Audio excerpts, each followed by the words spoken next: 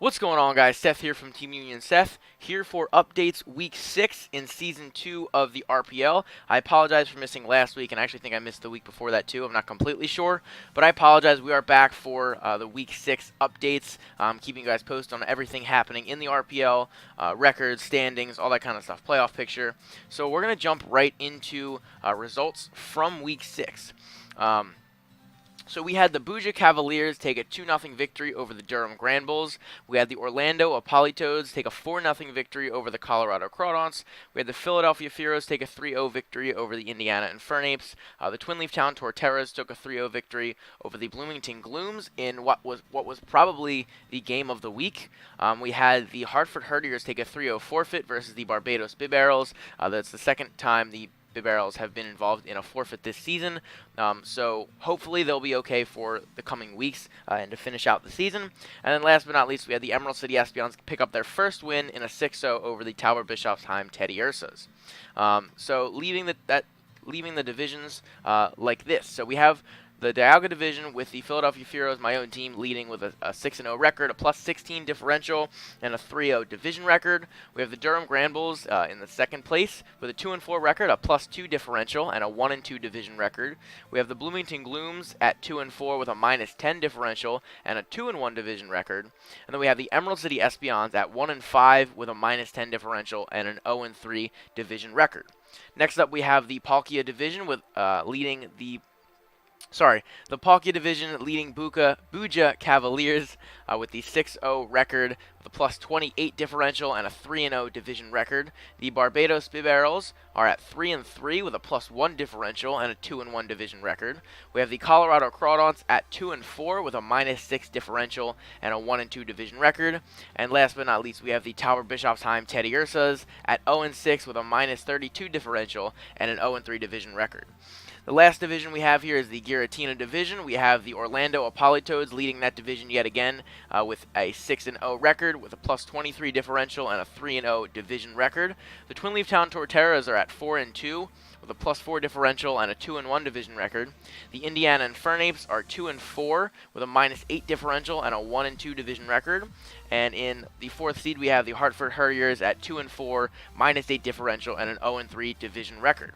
So with that, it leaves the playoff race just like this. So we have the Buja Cavaliers, the Orlando Apolitoads at seeds 1 and 2, so far getting a first round bye, looking towards the playoffs. The 3 seed, we have the Philadelphia Furos, we have the Twin Leaf Town Torteras at the 4 seed, the Barbados Bib Arrows at number 5, and then the 6th seed, we have the Durham Grand Bulls. So if we were looking forward to the playoffs, like I said, the Buja Cavaliers and the Orlando Apolitoads would get a first round bye. My own team, the Furos, would play the Durham Grand Bulls in the first round, and the Twin Leaf Town Torteras would play the Barbados Bib Arrows in the first round as well. However, we do have, as you guys saw, a lot of teams at 2-4, so these could change. These standings could change a ton. Obviously, we have the 3 undefeated teams at the top. They have not actually clinched playoff spots yet. They can clinch next week. Any of them can clinch with a win, but that doesn't mean they're guaranteed. They're guaranteed one of the highest seeds. So the Torteras can easily take one of those top 2 seeds, or top 3 seeds potentially. Any of the 2-4 teams can win a few games and still be in the race. And with their first win, the Emerald City Espions are still mathematically in the playoff race as well. So that 6th spot could really be replaced with anyone. Those bottom 4 spots could really be replaced with anyone. So it's still anyone's game. And we have a lot of exciting matches coming up to potentially decide some of the playoff matchups. So MVP race as of week 6. Here's what we're looking at. So we still have Infernape from the Philadelphia Furos with 12 kills and no deaths with a +12 differential. It was not brought I think it wasn't brought this past week in week 6. It was not brought for the first time.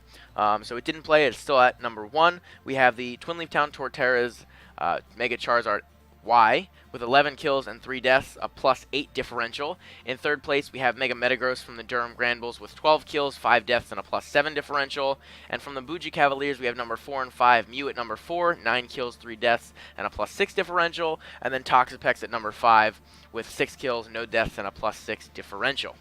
So that is what the playoff race, or I'm sorry, not the playoff race, the MVP race is looking like through 6 weeks of this league.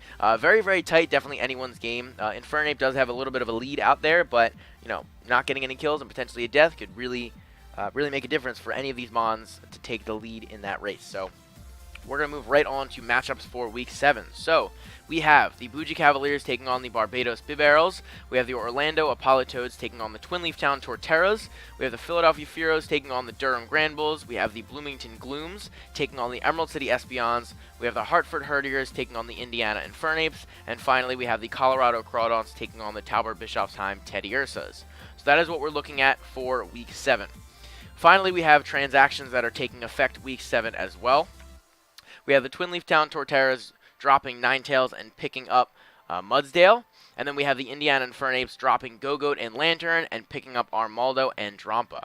So not super big transactions, but definitely little pieces that could help these teams potentially keep or get a playoff spot and make a run later into the season. So that is it for Week 6 of the updates in RPL Season 2. Thank you guys for watching. Please leave a like and subscribe. Comment down below what you think of next week's matchups. Let me know who you think are going to win. Other than that, again, don't forget to leave a like and subscribe.